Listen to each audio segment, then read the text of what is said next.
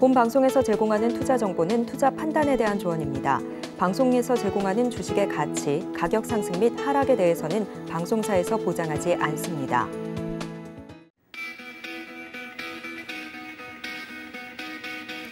안녕하십니까. 고수익 작전 타임 진행의 도지은입니다. 베어마켓 랠리가 이어지고 있습니다. 여기에 더불어서 11월 FOMC 회의 결과 전까지 아무런 힌트를 얻을 수 없는 블랙아웃 기간에도 본격적으로 돌입이 된 상황인데요. 와중에도 글로벌적으로 여러 가지 정치 이슈부터 경제 이슈까지 여러 뉴스들이 쏟아져 나오고 있습니다. 이런 어려운 장 속에서 여러분들 어떻게 버텨가고 계신지 궁금한데 오늘도 장전에 또 작전 세워볼 수 있도록 저희가 다양한 이슈들 다뤄볼 테니까 끝까지 함께해 주시기를 바랍니다. 자, 그렇다면 먼저 글로벌 이슈 분석부터 진행을 해보도록 할 텐데요. 첫 번째 글로벌 시장 상황 살펴주실 전문가님 연결해 보도록 하겠습니다. 주식회사 플래처의 김덕호 대표님 연결합니다. 대표님 안녕하십니까? 네, 반갑습니다. 네, 반갑습니다. 먼저 마무리가 된 뉴욕 증시 상황부터 살펴보도록 할 텐데요. 전반적인 약세장 속에서도 그래도 뉴욕 증시 랠리를 좀 이어가고 있다고 합니다. 상승으로 마감이 됐다고요? 네, 그렇습니다. 간밤에 미국 증시는 3대 지수가 모두 1%가량의 상승을 보였습니다. 특히 이제 나스닥 지수 같은 경우에는 지난 매물 출회가 공격적으로 나온 이후에도 다시 반등에 성공했다는 점들이 의의가 있다고 볼 수 있을 것 같고요. 전반적으로 미국 증시가 상승했던 원인은 이제 크게는 강달러 현상에 따른 이제 외국인 매도세들이 이제 EM 시장, 즉 이제 이머징 시장이나 타국 증시에서부터 미국 시장으로의 회귀 현상들이 나타났다고 보고 있습니다. 더불어서 이제 중기업들에 대한 기업 실적들이 발표가 됐는데 예상보다 훨씬 견고한 실적들을 발표하게 됨에 따라서 상대적으로 기대감들에 의한 반발심으로 매수가 나타나는 것을 확인을 하고 있습니다. 오늘 S&P 500 지수 같은 경우에도 특히 가장 많은 상승을 보였던 섹터는 헬스케어와 그리고 필수 소비재 섹터가 1.9포인트, 1.7%포인트 상승을 했고요. 여기에 더불어서 이제 하락이 있었던 섹터는 자재주와 그리고 부동산주를 제외하고는 전 섹터가 모두 상승권에 진입을 했다는 부분들이 의의가 있습니다. 다만 이제 오늘 장에서 에너지 섹터 같은 경우에도 0.47% 상승을 했다는 점들을 보았을 때는 여전히 기업들에 있어서는 에너지 가격에 대한 부분의 영향들 그리고 정유사들에 있어서는 마진에 대한 부분들의 부담감들이 여전히 작용하고 있다고 볼 수 있을 것 같고요. 특히 이제 금리 인상이 강하게 진행이 되게 되면서 부동산 섹터에 대한 부분들의 매도세들은 여전히 큰 타격을 입고 있다는 부분이 핵심입니다. 전반적으로 시장에서는 강달러 현상에 대한 부분에 초점을 많이 맞추고 있습니다. 이번 블랙아웃 기간에서도 사실상 자이언트 스텝까지 어느 정도 가능성을 충분히 열어놓고 있는 상황이기 때문에 시장에서는 이미 금리 인상에 대한 부분들 그리고 추가적인 강달러 현상에 대해서 기대 심리가 선반영됐다. 즉 이제 악재는 선반영됐다는 부분들의 영향들이 나타나다 보니까 상대적으로 증시는 견고하게 상승한 것으로 보입니다. 다만 이러한 양세는 지난 5월에 이제 자이언트 스텝을 진행하기 전에도 연출되었던 부분들이기 때문에 현재 시장에서는 단기적 변동성이 굉장히 높아질 것으로 예상을 하고 있습니다. 전반적으로 이제 미국 증시뿐만 아니라 국내 그리고 중국, 일본을 비롯한 각국의 세계 증시에서도 이러한 강달러 현상으로 인해서 현재 외국인들의 매도세들이 굉장히 공격적으로 나타나고 있는 것은 사실이고요. 특히 이제 중국 시장 같은 경우에는 이번 당대회 폐막 이후의 움직임들에 초점을 두게 되면서 장 막판까지도 꾸준하게 하락을 보이고 있는 것으로 나타났습니다. 네, 전반적인 시장 분위기에 대해서 짚어주셨는데요. 지금 글로벌 경기 악화로 인해서 각국의 이제 리더십들이 위기에 봉착했다라는 이야기들도 나오고 있다고 합니다. 뉴욕 증시, 특히 미국 같은 경우는 11월 중간 선거를 또 앞두고 있는 와중에 이 시장에 대한 돌파구를 어떻게 마련하느냐가 중요한 의제가 될 것 같은데요. 관련돼서 경기 악화에 따른 리더십 위기, 자세한 내용 짚어주신다고요? 네, 그렇습니다. 최근에 이제 글로벌 경기가 굉장히 악화가 되기 시작하면서 현재 이제 각국에서는 각자 도생식 정책을 남발을 하고 있는 것은 사실입니다. 특히 이제 시장에서는 전반적으로 강달러, 즉 이제 인플레이션 현상이 먼저 가시화되고 나서 각국에서는 금리 인상을 공격적으로 하게 되었고요. 여기 이제 연준 같은 경우에는 작년부터 올해 이제 금리 인상을 공격적으로 하겠다는 의사를 이미 보인 바가 있었습니다. 다만 이제 이처럼 인플레이션에 대한 방임론에 대한 부분들에서의 책임 여부에 대해서 논박이 시작되자 다시 연준에서는 공격적으로 금리 인상을 진행을 하게 되었고요.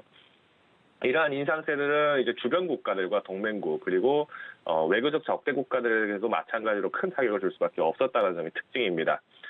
대표적인 사례로 이제 미국의 강달러 현상이 나타나게 되면서 이제 국내에서도 마찬가지로 원달러 환율이 1,500원 선까지 또 올려다 볼 수 있다라는 공포 장세가 또 나타나고 있는데요.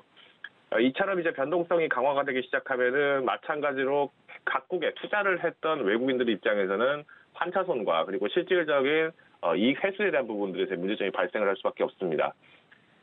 특히 이제 지난 2년, 3년 전에 투자를 했던 자금에 대해서 수익이 났다 하더라도 현재 이제 환율 자체가 굉장히 많이 올라가게 됐죠. 그러다 보니까 오히려 이제 수익이 난 것에 대해서 환차손에 대한 부분들로 오히려 해지가 되는 부분들이 많습니다. 실질적으로 3년 동안 기다림에 대비했을 때 이 얻어가는 실익이 적다라는 부분을 봤을 때는 현재 각국에 있는 금융사들도 마찬가지로 해외에 공격적으로 자산을 투자하기에는 좀 어려운 시점이라고 말씀드릴 수 있을 것 같습니다. 이러다 보니 이제 시장에서는 여전히 안전자산에 대한 부분들 선호 심리가 올라가게 되면서 올해 연초부터 대비를 했을 때는 주식시장이 굉장히 크게 타격을 많이 입었었고요. 상대적으로 이제 안전자산 선호 심리가 몰리다 보니까 이제 채권 수익이 마찬가지로 좀 떨어지는 모습이 나타났습니다. 최근에 이제 수직현물 국채금리 같은 경우에도 이미 3%를 넘어서 이제 4%대를 향해서 나아가고 있는 상황인데, 문제는 이제 이처럼 금리가 계속 올라가는 상황에서도 이제 수요 자체가 높아지게 되면은 채권 수익률은 떨어지게 됩니다.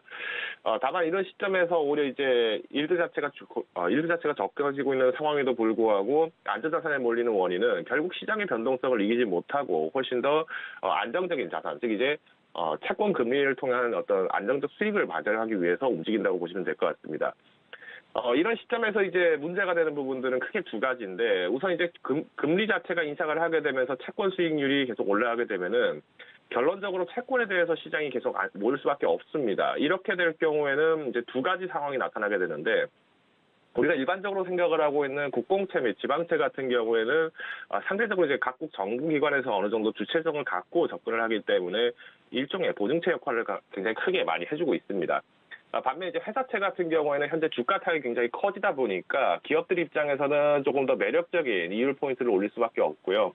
이러한 부분들은 이제 재무적으로 건전성이 굉장히 악화가 되어 있는 기업들 같은 경우에는 고수익 채권, 이제 하이드 채권을 넘어서서 정크본드화되는 부분들이 있기 때문에 사실상 자금이 필요한 소기업들 같은 경우에는 재정난에 굉장히 큰 상황을 맞이할 수밖에 없습니다. 이런 시점에서 이제 현재 강달러 현상이 계속 지속되면서 미국 국채 금리도 마찬가지로 3%를 넘게 도달을 했다 보니까 현재 이제 미국의 입장에서 보았을 때는 오히려 이런 부분들이 아주 긍정적이지는 않지만 상대적으로 다른 나라들에 비했을 때는 환율 리스크가 적기 때문에 오히려 견고한 시장을 좀 유지하고 있다는 점이 특징입니다.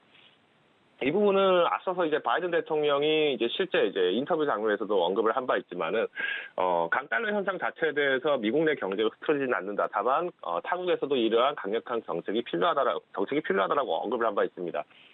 특히 이제 이 발언을 했던 시점이 지난 10월이었다는 점을 감안했을 때는 영국 전 총리, 즉 이제 이번에 사임을 하게 된 트러스 총리에 대한 부분들을 지적을 날카롭게 했다라고 좀 해석이 되고 있는데요. 이처럼 이제 시장에서는 전반적인 양적 완화에 대한 부분들보다 양적 긴축과 그리고 어려운 시기이지만은 충분히 금리 인상을 통해서 재정적 확충을 해야 된다는 부분들에서 초점이 맞춰지고 있는 것으로 보입니다. 다만 이제 현재 중국 같은 경우에는 앞서서도 이제 LPR 금리를 이제 연일 낮추었던 기록이 있습니다. 특히 이제 단기물보다는 오히려 장기물도 동시에 내렸다는 점들이 특징이고요. 특히 장기물도 마찬가지로 큰 폭으로 하락을 시켰다는 점은 현재 중국 시장 내에서 단기적 자금 유동이 굉장히 커지고 있다는 점입니다.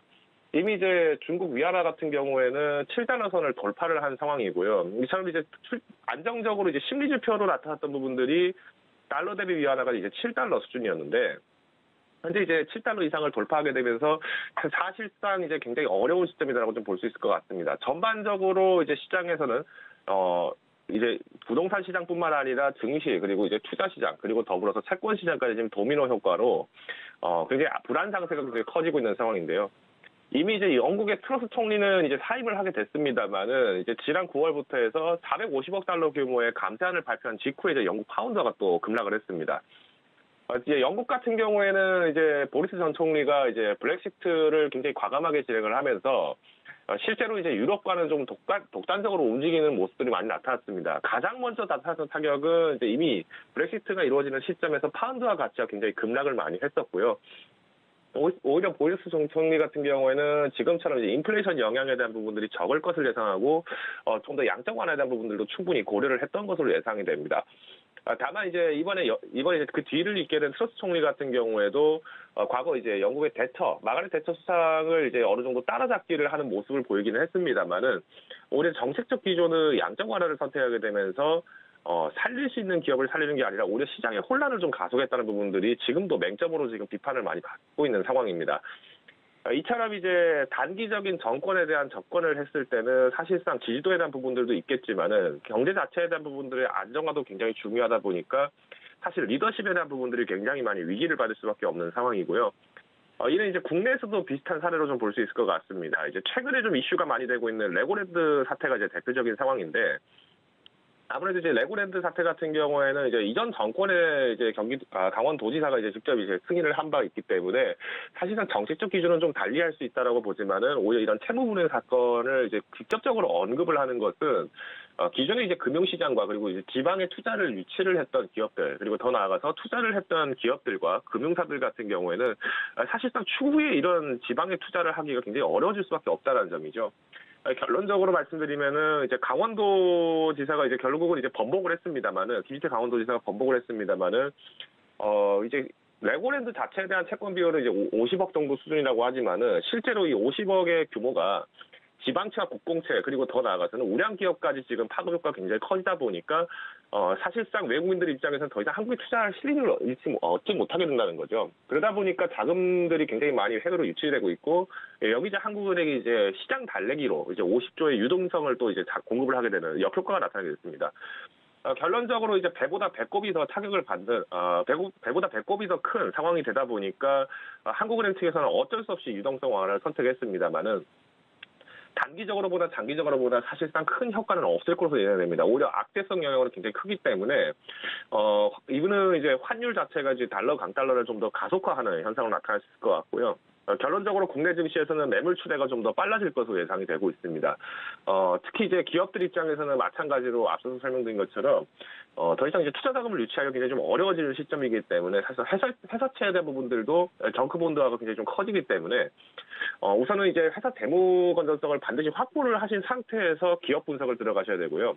이미 이제 기업 자체에 대해서 큰 손실이 났다 하더라도 과감한 매도를 하실지는 현재 이제 부채 비율에 대한 부분들이라든가 현재 과거 5년간의 실적들, 즉 장기적 성장성 자체에 대한 비중보다는 이제 안정적 성장 그리고 저변동성에 초점을 두시면서 포트폴리오 전반적으로는 현금화 자산 마찬가지로 비중을 높이시면 좋을 것 같습니다. 이런 여러 가지 글로벌 상황에 맞게 저희가 포트폴리오 전략을 좀 적극적으로 펼쳐나가야겠다는 생각이 듭니다. 다음 이슈로 좀 넘어가 보도록 하죠. 중국과 관련된 내용을 앞서서 좀 짚어주셨는데요. 시진핑 중국 국가주석이 당대회에서 1인 독주 체제를 확정을 하면서 오히려 경제에서 이 정부의 통제가 강화될 것이라는 우려가 퍼지면서 전일 중국 증시 같은 경우는 큰 폭으로 내림세를 보였고요. 문제는 뉴욕 증시 안에 상장되어 있는 중국 기업들도 타격이 받을 것으로 예상이 되고 있습니다. 주가는 이미 곤두박질을 좀 쳤는데 중국 시장 전망에 대해서 여쭤보고자 합니다. 어떻게 보십니까? 네, 앞서서 이제 중국 당대회 관련된 부분들에서 이제 연일 좀 말씀을 드렸습니다만은 이번 이제 중국 당대회가 이제 폐막을 하게 되면서 본격적으로 이제 시진핑 주석으로 인한 3기 출범이 또 이제 정권이 진행이 되게 됐습니다. 기존에 이제 중국 공산당 같은 경우에는 이제 지도부 체제, 이제 다중 체제로 이제 이루어졌다라고 보시면 될 것 같은데 이번 이제 3기 정부가 출범하게 되면서 이제 시진핑 주석을 중심으로 한 1인 독재 체제가 사실상 되고 있다라는 부분들이 큰 시점이 될 것 같습니다. 전반적으로 이제 당대회에서 거론됐던 인물들을 쭉 나열해 보시면 아시겠지만은 이제 지금 현재 이제 기용이 됐던 인물들 같은 경우에는 국가 정책에 좀 친화적이었던 인물들이 대다수 들어가 있습니다. 이는 이제 대표적인 예시로는 이제 우한 지역이라든가 상하이 지역에 대한 봉쇄를 결정할 때 적극적으로 지지했던 인사들이 대거 기용됐다는 점이 특징이고요. 결론적으로는 이제 민간 부분보다는 이제 공공 부분에 대해서 훨씬 더 친화적일 수밖에 없었던 인사들이 기용됐기 때문에 현재 시장에서는 전반적으로 과거 이제 후진타오 주석과 그리고 이제 덩샤오핑 주석이 마찬가지로 진행했던 소강 상태가 이미 이루어졌기 때문에 이 샤오캉을 넘어서서 이제는 공공 부유에 대한 부분들을 좀 더 가속할 가능성이 높다라고 해석을 하고 있습니다. 전체적으로 시장에서는 중국에 대한 부분들에서 패닉셀이 좀 굉장히 많이 나오고 있습니다. 이는 이제 폐막식 때 이제 비공개로 진행을 했던 폐막식에서 이제 다시 언론 공개를 했을 때 후진타오 주석이 이제 사실상 끌려나가시피 퇴장을 하는 모습들이 좀 연출이 됐었죠.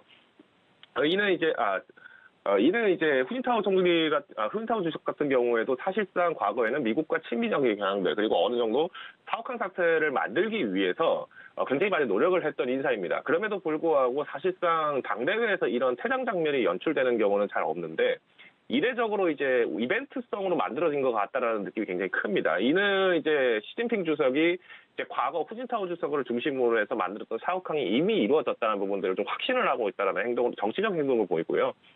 여기에 더불어서 이제 시진핑 주석이 지금 현재 강화를 하고 있는 부분들도 과거 이제 플랫폼 기업들과 IT, 빅테크 기업들에게 친화적이었던 리커탕 총리를 이제 해임을 하고 이제 사임을 하게 되고요. 이후에 이제 상하이 봉쇄에 또 공격적으로 앞서서 또 이제 리창 당서기가 또 이제 임명이 됐다는 점이 특징입니다. 결국 이제 시장에서는 중국 자체 내에서 사회주의적 정책이 굉장히 많이 강화될 것이다라고 해석을 하다 보니까 홍콩 증시 내에서도 외국인들 매도세가 굉장히 많이 나오고 있는 것은 사실입니다. 이번에 이제 MSCI 지수, 차이나 지수 같은 경우에도 이제 전일 대비했을 때 9.6% 가량 하락을 했었고요. 더불어서 이제 CSI 지수 같은 경우에도 3% 가까운 하락을 보였다는 점들이 특징입니다. 다만 이제 JP모건과 같이 이제 글로벌 IB들 입장에서는 여전히 중국에 있는 기술주와 이제 빅테크주들 자체가 기업 가치가 훼손된 것은 아니기 때문에 현재 패닉셀을 한 것이 오히려 기회라고 주장하는 바도 있습니다만은, 이번 중국 당대회 때 발표가 18일 날 발표가 되기로 했던 중국 GDP 성장률의 발표가 연기가 됐다는 점들, 즉 이제 현재 경제 성장률 자체가 공언하기에 굉장히 부정적인, 경제 성장이 굉장히 부진하다는 상황들을 좀 예측을 할 수 있을 것 같고요. 이미 환차손이 굉장히 커지고 있는 상황 속에서 환율의 리스크를 안고 뛰어들기 좀 리스크가 있다는 점. 그리고 마지막으로 이런 저성장과 환율에 대한 리스크, 그리고 추가적인 자금 확보가 어려워지는 시점 속에서 기업들의 이익 실적은 굉장히 많이 후퇴하고 있다는 점들이 3대 악재가 있습니다. 때문에 이제 중국 시장에 직접적인 투자를 하시는 분들이라면은 이런 위안화와 그리고 달러 간격에 대해서 굉장히 명확하게 개념을 갖고 계실 고수 전문가 분들이라면은 접근하실 수 있겠지만은 단기적인 변동성 자체가 굉장히 심하기 때문에 중국향 시장에 대한 부분들은 좀 더 포트폴리오를 조정하시는 것도 필요하지 않을까 판단하고 있습니다. 네, 자세하게 중국 증시 상황과 관련돼서 내용을 전달해 드렸습니다. 그렇다면 오늘장 작전 저희 세워볼 텐데요. 대표님 어떤 작전이 유효하겠습니까?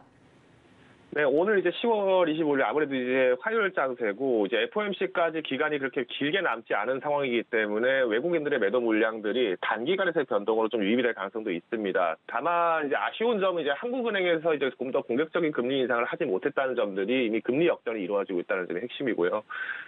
더불어서 이제 특히 기술주들에 대한 매도 물량들이 단기적으로 또 유입이 됐다가 또 단기적으로 썰물이 좀 강하게 나오는 현상들이 커지고 있습니다. 때문에 이제 개인 투자자분들께서는 이제 공매도 비중 조심해서 보셔야 되고요. 특히 이제 자본 비율과 그리고 최근 매수 물량들에 대한 부분들, 즉 이제 개인 종목 증시 장체가 굉장히 침체가 될 경우에는 개별 장세 중심으로 움직이기 때문에 단기 대응이 가능하신 분들이라면은 이런 어떤 단기 장세 또 즐기시는 것도 하나의 노하우가 될 수 있겠지만은 현재 시장 자체에서는 전반적으로 단기 장세 자체도 접근하기가 쉽지는 않다는 점 참고하시면 좋을 것 같습니다. 다만 오늘은 이제 혼조세 정도에서 마무리를 할 가능성이 이제 높다라고 판단하는 것이 여전히 이제 미국의 중기업들이 그래도 상대적인 기업 실적이 선방을 했기 때문에 오히려 이제 저점 평가가 됐던 기업들 같은 경우에 상대적으로 좀 견고한 상승을 보일 수 있을 것 같다라고 예상을 하고 있습니다. 네, 이렇게 오늘장 작전까지 이야기를 들어봤습니다. 지금까지 주식회사 플래처 김덕호 대표님과 함께했습니다. 대표님 고맙습니다. 감사합니다. 네, 이렇게 이슈 분석과 더불어서 포트폴리오 전략 위주로 좀 설명을 해주고 계시는데요. 자세한 이슈 분석으로 이어가 보도록 하겠습니다. 펀스탁TV 황호준 외환시장 분석 연구원님 화상으로 연결해 봅니다. 연구원님 안녕하십니까? 네, 안녕하세요. 네, 반갑습니다. 자, 어제 마무리가 된 국내 증시 상황부터 살펴봐야 될 텐데요. 어제 국내 증시 분위기가 굉장히 좋았죠? 네, 그렇습니다. 전일 국내 증시는 장 초반 강하게 상승 출발을 했는데요. 그중 눈에 띄는 테마들도 있었습니다. 바로 무상증자 이슈로 지난 6월 강한 상승세를 보여줬던 종목들의 강세였는데요. 공구음원의 상승 출발에 뒤이어서 노터스, 조광 ILI, G2파워가 그 뒤를 이어줬습니다. 그러나 공구음원은 상승세가 둔화되면서 기존 무상증자 이슈에 신호탄을 쏘아주었던 노터스가 상한가로 마감을 했는데요. 5장에 접어들면서 상한가에 들어가면서 2, 3등주의 상승이 눈에 띄었습니다. 노터스는 기존의 제약바이오 종목으로서 신약과 신규 개발 물질에 대한 비임상 실험을 진행하는 사업을 영위하는 CRO 관련주입니다. 지난 6월 1대8 무상증자라는 전례 없는 비율의 무상증자로 상승 시작. 대비해가지고 10배 이상의 상승을 보여준 대표적인 텐베거 종목이었습니다. 이어서 네옴시티 참여 준비 계획 속에 성신양해와 우선주인 성신양해 우회 상한가 마감이 눈에 띄었는데요. 지난주 빈탈만의 한국 방문 계획 철폐 소식이 전해지면서 네옴시티 테마의 악재가 발생했습니다. 잠시 주춤했던 네옴 테마가 원희룡 국토교통부 장관의 사우디 순방 소식이 전해지면서 다시금 관련주들의 움직임이 활발해졌는데요. 성신양해와 성신양해 우는 비슷한 시기 엄청난 상승을 시작으로 두 종목 다 상한가에 들어갔지만 엄청난 매도 물량 속에 비교적 상장 주식 숫자가 적은 우선주만이 홀로 상한가로 마무리를 했습니다. 이 성신양해는 1967년 시멘트 사업과 레미콘 사업을 시작으로 콘크리트 공사에 사용되는 포틀랜드 시멘트를 공급하고 있는 기업인데요. 이 이슈 외에도 세종시에 땅을 보유했다는 이유 하나만으로 세종시 테마로 한 차례 시세 분출을 했던 종목입니다. 이어서 리튬 플러스 관련주로 코리아 SE의 상한가 마감이 있었는데요. 뒤를 이어서 다이나믹 디자인 그리고 WI의 상승세가 눈에 띄었습니다. 추가적으로 코오롱 티슈진의 거래 재개 기대감에 코오롱 우회 상한가 마감, 전자제품 충전 단자가 USB-C 타입이 국가 표준으로 바뀐다는 소식 속에서 신화콘텍이 상한가 마감을 했고요. 경동인베스트의 조광권 취득 소식에 3거래일 연속 상한가 기록이 눈에 띄었습니다. 정리를 해보자면은 전일 상한가를 기록한 테마들 속에 꾸준한 강세를 보여준 건 네옴시티 테마 하나였고요. 그마저도 테마 속에 테마가 이어지는 장세로 이 뚜렷한 주도 섹터 없이 혼란 속의 증시가 마무리된 하루였습니다. 네, 증시 자체가 분위기가 좀 좋다 보니까 대부분 종목들이 활발하게 움직였던 지난 거래일이었습니다. 이번에는 좀 자세하게 이슈 분석으로 들어가 보도록 할 텐데요. 앞서서 잠시 짚어주셨던 코오롱 티슈진과 관련된 내용입니다. 오늘부터 주식 거래가 재개가 되면서 투자자분들이 구사일생이다 이야기가 나오고 있는데 어떤 포인트로 저희가 이슈를 정리해 볼 수 있을까요? 네, 말씀해 주신 것처럼 오늘 바로 코오롱 티슈진이 거래를 재개합니다. 이는 약 3년 5개월 만인데요. 최근에도 유사한 사례가 한 차례 있었죠. 지난 10월 13일 신라젠이 약 2년 5개월 만에 거래를 재개함과 동시에 시장에 엄청난 우려 속에서도 2거래일 연속 상한가를 기록하는 일이 있었습니다. 코오롱 티슈진과 신라젠 두 종목의 공통점이라면은 장기간 거래가 중지 상태였고 두 종목 다 임상 실험 결과에서 문제가 발생했다는 점인데요.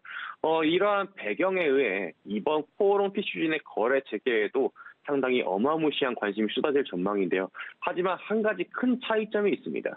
신라젠은 상장 폐지 당시에 관련 이슈가 대대적으로 매스컴에서 다뤄졌고 피해 규모만 해도 약 17만 명에 달했는데요. 이번에 코오롱 티슈진은 피해 규모가 약 6만 명 정도로 추정이 되고 있습니다. 즉 신라젠의 거래 재개 후에 상승폭만큼 기대값이 나오지 않을 거래 가능성이 상당히 높습니다. 또한 신라젠이 거래 재개되었을 때는 네옴시티 테마가 강력한 주도주 역할을 했었던 시점이 있었는데요. 빈살만 왕세자의 방한계 무산 소식에 잠시 주춤하는 모습도 보여줬었지만 원희룡 국토교통부 장관의 사우디 순방 소식에 다시금 살아나는 모습을 보여줬습니다. 전일 증시에도 강한 모습을 보여줬고요. 이에 반해 코오롱 티슈진은 상장하는 오늘 이미 주도하는 섹터가 이 네옴시티라고 뚜렷하게 있는 이만큼 이처럼 신라젠의 상승폭을 기대하고 접근하기에 시장 상황이 상당히 변한 만큼 코오롱 티슈진은 진입을 고려하시는 투자자분이라면 장 초반 5에서 10% 정도의 수익률을 목표로 접근하시는 게 좋을 전략이라고 보이고 있습니다. 네, 이런 특징적인 종목에 대해서도 혹시나 단기적으로 좀 접근하고자 하는 분들이 계시다면 참고해 주시면 좋을 것 같습니다. 자세한 종목에 대한 설명 들어봤고요. 이번에는 글로벌 이슈로 좀 넘어가 보도록 하겠습니다. 앞서서도 중국 이슈는 계속해서 이야기가 되고 있는데 중국과 관련돼서는 오히려 저 같은 경우는 불확실성이 해소됐기 때문에 증시에 긍정적으로 영향이 미치지 않을까라고 예상을 했는데 그렇지 않은 모습입니다. 이 이슈에 따라서 중국 증시도 현재 크게 하락세를 겪고 있다고 하는데 자세한 내용 살펴주신다고요? 예, 이번에 살펴드릴 이슈는 중국 정치 이슈입니다. 상당히 갑자기 나왔고요. 시진핑 국가주석이 3연임이 20차 당대회를 통해 확정이 되면서 1인 독재 그리고 일당 독재 체제가 거의 확실시되었습니다. 이에 따라 홍콩 증시를 비롯한 중국 증시 전체가 엄청난 하락세를 보여줬는데요. 중국의 정치 구조는 우리랑 다르게 상당히 특이한 구조를 띠고 있습니다. 한마디로 요약하자면 정당은 오직 하나, 지도자는 반드시 다수입니다. 다시 말해서 중국 공산당을 인정하고 절대 다른 정당의 가능성을 인정하지 않으며 반대로 지도자 개인은 1인 독재를 용납하지 않고 집단 지도자 체제가 유지가 되어야 된다는 원칙인데요. 이 원칙을 기존 중국 정치는 후진타오의 공청당, 장쩌민의 상하이방, 그리고 시진핑의 태저당 이렇게 3대 파벌로 나뉘어져 있었습니다. 이렇게 세 개의 정당이 서로를 견제하는 구조를 유지를 하면서 나름대로의 국가를 잘 운영해 나가는 모습을 보여줬었습니다. 그런데 이번 시진핑의 3연임이 확정이 되면서 중국 공산당의 핵심 7인을 전부 다 본인의 측근으로 채우고 새로운 정당인 시저진을 창당시키면서 완전한 독재 체제를 완성시켰는데요. 이 소식이 글로벌 경제에 일파만파 터지게 되면서 외국인 자본 비중이 가장 큰 홍콩 증시부터 그다음 중국 증시까지 아주 차례대로 무너지는 모습을 보여줬었습니다. 이에 따라 중국 증시에 상당한 영향을 많이 받는 국내 증시 또한 전일 중국 증시가 열리는 10시 30분을 기점으로 조정이 시작이 되는 모습을 보여주며 마무리되었는데요. 이처럼 당분간은 중국장이 개장하는 10시 30분 한 차례 조정이 나올 가능성이 크고요. 중국 의존도가 높은 기업들 혹은 원자재 수급에 대한 리스크가 존재하는 종목들은 어느 정도 이 정치권 이슈가 잠잠해지기 전까지는 당분간의 중국 정치권 리스크로 주가의 약세 흐름이 이어질 전망입니다. 네, 이렇게 중국 증시와 관련된 이슈 짚어봤습니다. 이야기를 좀 들어보니 중국 증시 혹은 중국 시장에 좀 많은 기대를 하고 있는 종목들은 위험하겠구나라는 생각이 드는데요. 이런 여러 가지 이슈와 더불어서 오늘 그럼 특징적으로 살펴볼 만한 종목이 있다면 어떤 종목 분석을 좀 해볼까요? 네. 우리나라는 수출 주도형 성장과 원자재 수급 리스크가 항상 존재하는 만큼 우리나라가 가장 잘하는 분야에서 선두로 달리는 테마와 종목에 집중해야 될 타이밍입니다. 그렇기 때문에 네옴시티 테마를 다시 한번 눈여겨봐야 하는데요. 이 네옴시티 자체의 규모만 해도 700조 원 규모인 데다 네옴시티 또한 사우디의 국운을 건 빈살만의 혼신의 사우디 비전 2030 계획 중에 하나일 정도로 중요한 사업이기 때문입니다. 때문에 사우디아라비아에서의 수주 잭팟이 터진다면 아주 강한 상승 모멘텀을 보여줄 가능성이 아주 다분합니다. 최근 중동 수주 기조가 상당하게 변하게 되면서 이재용 삼성전자 부회장 또한 이것에 대한 아주 관심이 높아지고 있죠. 삼성물산은 2010년 아랍에미리트 원전 수주를 시작으로 해가지고 알제리, 카타르의 LNG 탱크 기지 아랍에미리트 초고압 직류 송전, 다시 말해서 HVDC라고 합니다. 이 공사 수주 등 아주 굵직한 사업들을 수주한 경험이 있습니다. 이번 네옴시티 사업 역시 이슈가 부각되기 전부터 참여 중이었는데요. 대표적으로 네옴시티의 더 라인 터널 공사입니다. 이 공사비만 해도 1조 3천억 원 규모의 수주에 참여 중인 만큼 사우디아라비아의 공사 수주를 타 기업들보다 경쟁력 있게 따낼 가능성이 아주 상당히 높으며 무엇보다 이번 원희룡 국토교통부 장관의 4박 6일 순방 예정에 삼성물산이 직접 참여하는 만큼 그 기대감이 또한 아주 충분한 상황입니다. 이 빈살만 왕세자의 방한 소식, 철회 소식에 악재로 작용된 바가 분명하게 있지만 오히려 이번에 저가 매수의 기회로 삼을 수 있겠다는 판단이고요. 더불어 국내 증시를 강하게 이끌어주는 이렇다 할 테마가 없는 상황 속에서 아주 강력한 상승 모멘텀을 가진 종목이라고 판단이 되고 있습니다. 네, 이렇게 네옴시티 테마에 집중하는 것이 좋겠다 이야기를 해주시면서 종목에 대한 설명까지 들어봤습니다. 그렇다면 연구원님, 저희 오늘 시장에서는 어떤 대응 작전을 세워볼까요? 예, 전일 중국 발악재가 발생을 하게 되면서 잘 나가던 우리나라 증시에 한 차례 브레이크가 걸렸습니다. 따라서 오늘 증시도 단기적인 이슈로 접근하신 분들이라면 빠르게 시세 차익을 내고 추가적인 중국 시장의 하락이 있는지 체크를 하시면서 오후장부터 다시금 거래를 하는 전략이 상당히 승률이 높을 거라 판단이 되고 있습니다. 국내 증시의 특성상 장 초반과 그리고 장 마감 직전 수급이 강하게 몰리는 만큼 남들이 사는 타이밍에 팔고 남들이 파는 타이밍에 사는 전형적인 히트앤런 전략을 취해야 한다고 보이고 있습니다. 네, 이렇게 오늘장 작전까지 세워봤습니다. 지금까지 펀스탁TV 황호준 외환시장 분석 연구원님과 함께했습니다. 연구원님 고맙습니다. 감사합니다. 네, 이어서 자세한 종목에 대한 공부 시간 가져보도록 하겠습니다. 기업공시연구소의 변영인 대표님과 연결되어 있습니다. 대표님 안녕하십니까? 네, 반갑습니다. 네, 반갑습니다. 자, 이번 주 블랙아웃 기간에 돌입하면서 이 종목에 대해서, 실적에 대해서 조금 더 집중을 하게 될 것 같은데요. 오늘은 어떤 종목 준비를 해주셨습니까? 네, 오늘 준비한 종목 포스코 인터내셔널입니다. 바로 어제 3분기 연결 재무제표 기준 잠정 실적 발표를 했는데 실적 발표에 대한 영향 그리고 향후 전망까지 분석해 보도록 하겠습니다. 네, 포스코 인터내셔널 어제 포스코 관련된 종목들이 굉장히 잘 가는 모습을 보였는데요. 오늘의 종목 자세하게 기업 개요부터 설명드리도록 하겠습니다.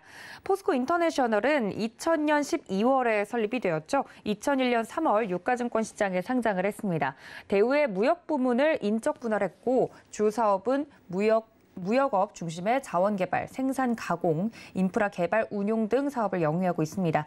전 세계에 위치한 80여 개의 해외 네트워크를 이용해서 트레이딩 영업과 유기적으로 연계된 투자를 확대하고 철강, 에너지, 식량 등 다양한 비즈니스 사업을 진행하고 있습니다. 매출 포지션 보시면 무역 부분이 91% 이상을 차지하고 있고 에너지 부분이 3%가량, 투자 등 부문은 5.5% 등을 구성하고 있습니다.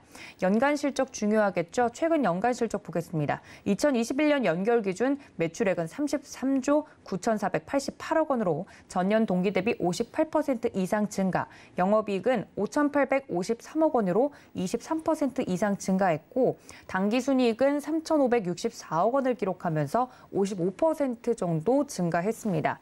사측은 전방산업의 회복에 따른 철강제 및 원료 트레이딩 확대로 매출이 증가했고 리스크 관리 강화에 따른 비경상 손실의 감소로 손익이 증가했다고 밝힌 바 있습니다.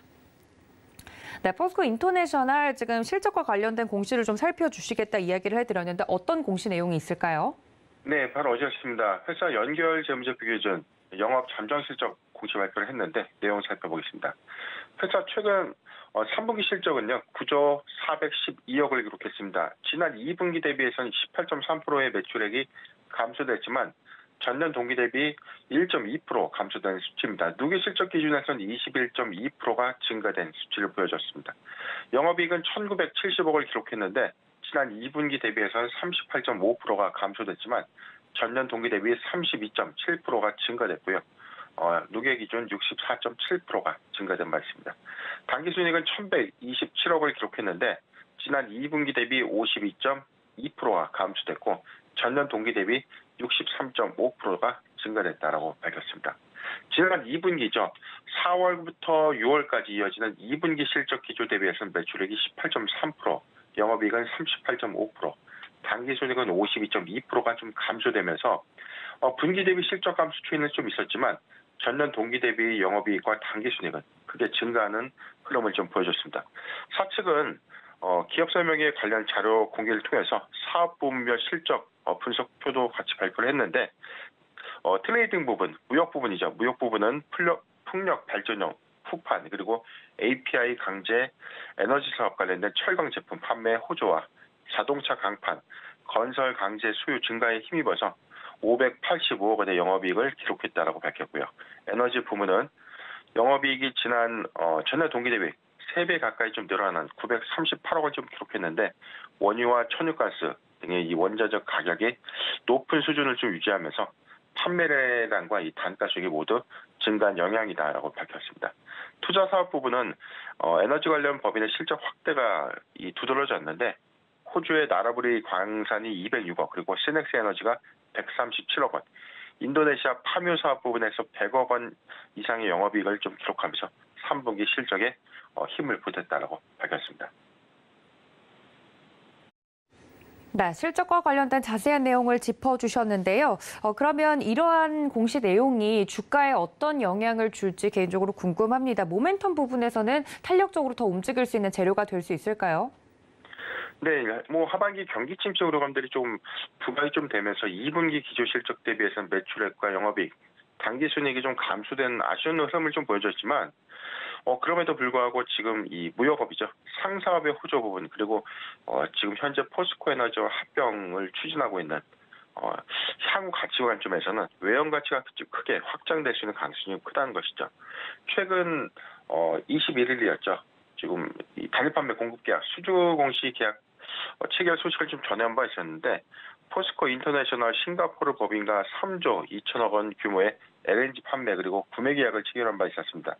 2041년 10월 31일까지 납품하는 구조긴 하지만 점진적인 어떤 수요 증가 부분, 지금 사업에 좀 더 집중해야 되는 어떤 포지션은 현재 대부분의 사업 부분이 이 무역 사업 부분에서 이루어지는 만큼 사업 부분의 어떤 다각화를 점에서 에너지 부분 사업 부분의 이 역량 강화 부분에 좀 포인트가 좀 실리지 않을까 좀 전망을 해봤습니다. 포스코 에너지와의 어떤 합병 이후의 시너지가 좀 중요한 어떤 체크 포인트다라고 좀 판단을 해봤는데 지금 이 부분에 대한 어떤 계열 효과, 계열사와의 합병 효과는 좀 충분하게 나타나지 않겠는가라고 좀 전망되고 있는데 지금 2030년도까지 기준 천연가스의 매장량 지금 2021년도 대비해서는 2.8배 그리고 LNG의 거래량을 9.1배, 발전 용량을 1.7배 이상 늘리겠다라는 어떤 목표를 좀 제시한 바가 있었기 때문에 이후에 합병 시 연간 매출 한 40조, 합병 시 연간 매출액 40조 원 그리고 영업이익 1조 원 이상의 규모를 갖출 수 있다는 어떤 전망들이 좀 나오기 때문에 2023년도가 더욱더 기대되고 있는 흐름입니다. 네, 그렇다면 포스코 인터내셔널 좀 자세하게 모멘텀 부분에서도 체크를 좀 해드렸는데요. 주가적으로 좀 접근을 한다면 지금 가격대가 적정한지도 궁금합니다. 어떻게 보십니까? 네, 지금 추이적인 부분보다 세 가지 체크 포인트를 좀 말씀드릴 텐데 포스코 인터내셔널 지금 2분기 실적 기조보다 좀 다소 아쉬운 흐름을 좀 보여줬기 때문에 지금 사실상 최근에 어떤 조정받은 좀 이슈가 좀 있었는데 아직 포스코 에너지 합병 관련 합병 관점의 어떤 시너지가 좀 부각된 부분이 다소 좀 상쇄되지 않았나라고 좀 판단해 봤어요. 먼저 회사 측이 선제적인 리스크 관리를 통해서 하반기 실적 기조를 좀 유지하겠다라고 좀 밝힌 바 있었고 지금 투자 사업 부분의 어떤 이 투자 성과들이 좀 나오고 있거든요. 에너지 부분에 에카 천연가스 장기 판매 계약 체결 부분 그리고 인도네시아 탐사권을 추가 확보해서 사업 포트폴리오를 확대하겠다라고 밝혔는데 이 부분에 대한 어떤 이 수확 이 부분에 대한 수확이 좀 더 가시화될 경우에 오히려 포스코 에너지 부분을 중점으로 한 실적 강화 부분이 가장 중대한 포인트가 아닌가 좀 전망을 해봤습니다. 차트를 보면 전일 종가 21,050원 좀 기록하면서 최근 8월 25일이었죠. 28,350원의 주가 상단 흐름에 대한 어떤 아쉬운 부분인데 지금 상승폭이 좀 둔화된 흐름, 상승폭이 소폭 좀 반납된 흐름을 보여주고 있지만 포스코 에너지 합병 이슈를 좀 고려해 볼 때는 2022년도보다는 2023년도가 더욱더 기대되는 관점. 이 부분을 우리가 좀 참고한다면 2만 원에서 21,500원, 2만 원에서 21,500원은 매수하기 좋은 구간 비중 10%의 분할 매수 의견을 제시해 드리겠습니다. 네, 오늘의 종목 포스코 인터내셔널 자세하게 주가 전략까지 세워드렸습니다. 가격 전략 여러분들 챙겨가 주시면 좋을 것 같고요. 지금까지 공시 분석에 대해서 자세하게 이야기해 주셨습니다. 지금까지 변영인 대표님과 함께했습니다. 대표님 고맙습니다. 네, 감사합니다.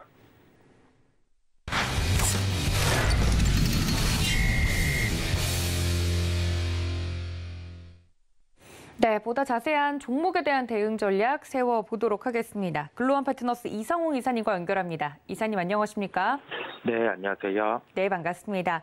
네, 첫 번째 이슈부터 좀 짚어보도록 하겠습니다. 단연 오늘 장전을 좀 체크를 해야 되는 이슈를 하나만 꼽자면 중국과 관련된 내용일 텐데요. 이 시진핑 국가주석의 1인 지배체제가 강화된다 이야기가 나오자마자 중국, 특히 홍콩 항생지수가 6% 이상 폭락하는 모습이 나왔습니다. 이런 이슈에 따라서 국내 증시에도 분명히 영향이 있을 텐데 중국 이슈 어떻게 보고 계신가요? 네, 아무래도 연임이 세 번째로 나타나게 되면서 지금은 좀 부담스러운 국면에 도달을 했습니다. 이 부담스러운 국면이라는 의미가 일상적으로 우리가 뭐 국가 단에서 뭐 분쟁이라든지 그런 점이 이어졌다고 하면은 뭐 큰 이슈가 아닐 텐데 지금 경기적으로도 좋지 않은 상황에서 미국과 중국 같은 경우는 구체적으로 특정 업종을 놓고 좀 이슈가 있다 보니까 더 불안한 측면이 확대가 되는 걸 우리가 확인을 할 수 있겠고요. 신흥국 측면에서 전체적으로 뭐 홍콩, 그다음에 싱가포르 이런 인접 국가들, 그다음에 뭐 중국 본토의 흐름을 놓고 살펴봤을 때 어제 시장의 특성은 중국 본토 같은 경우는 그렇게 변동성이 크지는 않았어요. 그런데 그 항생지수 같은 경우가 장 초반에 한 4% 정도 하락을 하다가 장 막판에는 7% 정도 하락 마감을 하는 걸 우리가 볼 수 있었습니다. 여기에서 알 수 있는 점은 외국인 투자자 입장에서는 중국의 그 연임 자체를 조금 뭐 무역 분쟁 부분에서 확산된 이제 업종의 분쟁 부분의 격화 가능성으로도 확산을 해서 보는 걸로 수급으로는 예상이 되고요. 여기에서 확산해서 지금 중국 정체적인 기업들 같은 경우가 미국 시장에서도 할인을 받고 있습니다. 그러면 우리가 반대로 하나 생각해 볼 점은 여기 신흥국 전체적으로 해서 유출된 자금들, 한국을 중심으로 해서 유출된 자금들이 어디로 유입될지, 과연 우리나라 쪽으로 이 부분이 일부라도 유입될지 여부를 살펴봐야겠고, 수급은 외국인 수급을 중점으로 해서 시총 상위주 위주로 유입될 가능성이 높습니다. 그러면 여기에서 우리는 살펴봐야 될 점은 홍콩이 조정이 나올 때 우리나라가 동반해서 조정이 나온다고 하면은 그 점은 신흥국을 전체적으로 비중을 홍콩 중심으로 해서 줄여나가는 점을 볼 수가 있겠고요. 그렇지 않고 우리나라 쪽으로 그 외국인의 수급이 유입된다고 하면은 시가총액 상위주 위주의 반등이 나올 가능성이 높습니다. 그렇다 보니 좀 어제의 흐름으로는 홍콩이 중국 시장 개장 이후에 장 초반에 조정이 나올 때는 동반해서 우리나라 시장도 조정을 받는 모습이었어요. 그러나 장 후반으로 갈수록 좀 조정폭을 만회를 했고, 이 조정폭의 만회 같은 경우는 외국인의 수급도 더해져서 반등이 나타났기 때문에 오늘 이 부분이 이어진다고 하면은 시총 상위주 위주로도 추가적인 수급의 유입 가능성이 높을 것으로 보입니다. 네, 시총 상위 종목들 위주로 수급이 개선될 확률이 커졌다라고 이야기를 해주셨는데, 그럼 특징적인 종목, 오늘 시총 상위 종목 중에서 어떤 종목 볼까요? 네, 종목은 삼성전자를 말씀드리겠습니다. 삼성전자 같은 경우가 여기에서 6만 원을 넘어 7만 원, 8만 원 간다라고 이야기하기에는 그거는 상당히 무리수고요. 실적을 반도체, 그다음에 기타 통신, 모바일, 디스플레이 이렇게 발라놓고 보더라도 아직은 한 번에 그 정도 가격에 회복을 하기에는 무리입니다. 우리가 여기에서 알아야 될 점은 삼성전자의 주가 흐름의 특성인데, 실적의 초점보다는 수급 논리로 움직이는 경향이 강합니다. 외국인이 우리나라 시장을 매수를 하는 경우에는 삼성전자 같은 경우는 수급으로 움직이는 점이 있고, 기관 같은 경우는 실적을 보고 플레이 또는 ETF, 즉 지수와 연계된 그런 수급, 그 부분에 대해서 자금이 유입될 때 매매를 하는 경향이 있습니다. 우리가 그 특성을 기억을 할 필요가 있겠고, 최근 2거래일 같은 경우 외국인 기관 매수가 동시에 유입되었습니다. 그리고 전거래일 같은 경우는 외국인 매도가 약 400만 주 정도 이상 출회가 되는 걸 우리가 확인을 할 수 있었는데요. 이렇게 좀 일반적인 거래일 몇 거래일 이내, 10거래일이면 10거래일, 5거래일 이내 중에 개인의 매도가 크게 나타나면 그 방향은 개인의 수급과 반대로 형성되는 경우가 많습니다. 그렇다 보니 오늘은 지수의 추가 상승을 염두에 두고, 지수가 상승하지 않더라도 전자를 잡아놓고 나머지 시총 상위 이외의 종목들, 시총 한 20위권 밖으로 그런 종목들의 매도가 출회되는 현상이 나타날 수 있기 때문에 지금 시장에서는 시총 상위주들 중심으로 살펴보고, 외국인 매수가 추가로 시장으로 유입된다면 삼성전자 쪽에 주가 강세가 나타날 수 있는 점을 염두에 둬야 되겠습니다. 가격 접근은 57,100원대에 접근 가능하다는 결론이겠습니다. 네, 국민 주식이죠. 삼성전자 오늘의 특징주로 이야기를 해주셨습니다. 실적보다는 수급의 논리에 따라서 오늘 삼성전자 설명을 좀 자세히 드렸고요. 가격 전략 57,100원대 접근이 가능하다고 말씀드렸으니까 여러분들 이 점까지 참고해 주시면 좋을 것 같습니다. 다음 이슈로 좀 넘어가 보도록 하겠습니다. 이 종목을 보는 방법에 대해서 지금 현재 이사님과 이야기를 나누고 있는데, 60일 신고가 주요 종목에서 살펴볼 만한 체크 포인트가 있다고요? 네, 최근에 60일간 지수 흐름은 조정세였어요. 거래소, 코스닥 둘 다 공통적인 현상입니다. 여기에서 60일 신고가가 나타났다는 건 시장 대비해서 강한 뭔가가 있다는 거죠. 테마적인 종목들은 노내로하고 우리가 좀 이러한 신고가 흐름이 나타났다는 건 실적이 지금 3분기 예상치보다 좋거나 아니면 그 3분기 실적을 넘어서 시장에서 기다리고 있는 뭔가가 있다는 겁니다. 이 뭔가라는 것은 시총 상위주 위주에 해당을 하는 점이겠고요. 테마 같은 경우는 워낙 수급에 붙어서 가격 같은 경우가 움직이는 점이 있다 보니 그 점은 논외로 하겠습니다. 2차 전지 업종 안에서 60일 신고가의 흐름이 나타나는 걸 우리가 확인을 할 수 있었습니다. 2차 전지 업종 중에서도 셀업체, 그다음에 양극재 업체 같은 경우 각각 한 개 업체 같은 경우가 60일 신고가를 돌파하는 흐름이었고요. 여기에서 만약 우리가 중소형주 쪽으로 확산해서 생각을 한다면 일반적인 사업을 영위하는 기업이 2차 전지 장비라든지 소재 이런 쪽으로 사업을 확산한다 하면은 그러한 기업 같은 경우는 시제 같은 경우가 시장 대비해서 강하게 붙을 수 있는 점도 중소형주까지 아이디어를 확산해서 생각해 볼 만한 그런 확장이라고 할 수 있겠습니다. 일반적으로 우리는 지금은 아직까지 시총 상위주, 그다음에 시장 대비해서 강한 종목들, 이 강한 종목 같은 경우가 터무니없이 그냥 상승을 한 그런 종목들, 테마적인 종목 제외를 하고 시총 상위주 위주로 지금의 컨디션을 체크할 필요가 있다라고 한 번 더 강조드리겠습니다. 네, 이렇게 60일 신고가 주요 종목에 대해서 좀 가져갈 수 있는 체크 포인트들 이야기를 해드렸는데요. 종목이 기대가 됩니다. 어떤 종목일까요? 네, 종목은 포스코 케미칼입니다. 포스코 케미칼은 3분기 이 실적이 영업이익 기준으로 818억 원을 발표를 했습니다. 우리가 이 정도의 실적 체력을 바탕으로 4분기까지 1, 2분기를 감안해서 환산을 하고 여기에서 지금 현재 포스코 케미칼의 2차 전지 사업 플러스 응급계 이 사업을 포함하는 전지 사업을 따로 발라내면 매출 비중이 한 40%가 됩니다. 그 올해 가능한 영업이익의 이 40%를 대입을 하면 시가총액 대비 가격을 환산해 봤을 때는 목표가가 23만 원까지는 도출이 돼요. 그러면 이론적으로 지금 가격 대비해서는 한 30% 정도 이상 상승할 여력이 있습니다.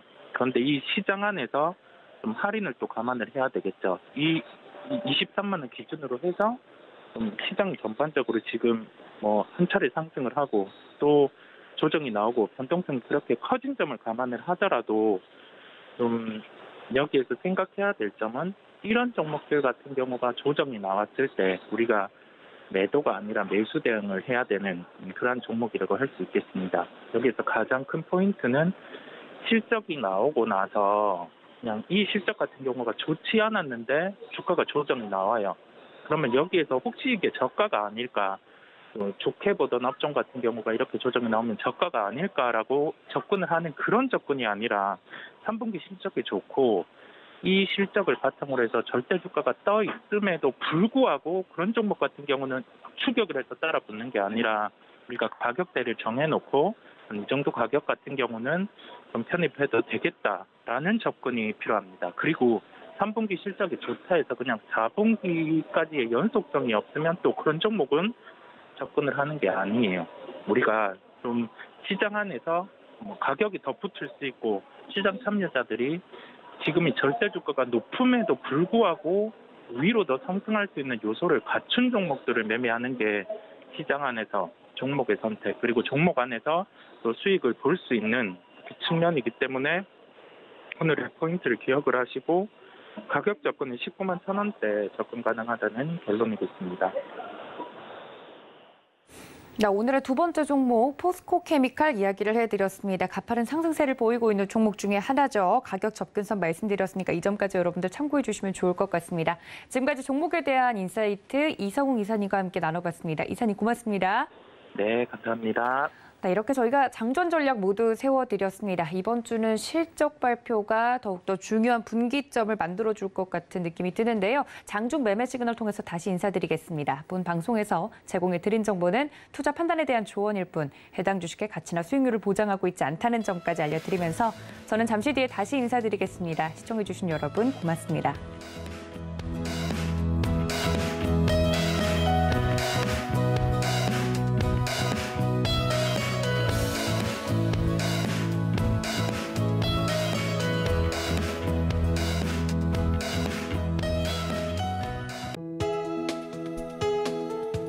본 방송에서 제공하는 투자 정보는 투자 판단에 대한 조언입니다. 방송에서 제공하는 주식의 가치, 가격 상승 및 하락에 대해서는 방송사에서 보장하지 않습니다.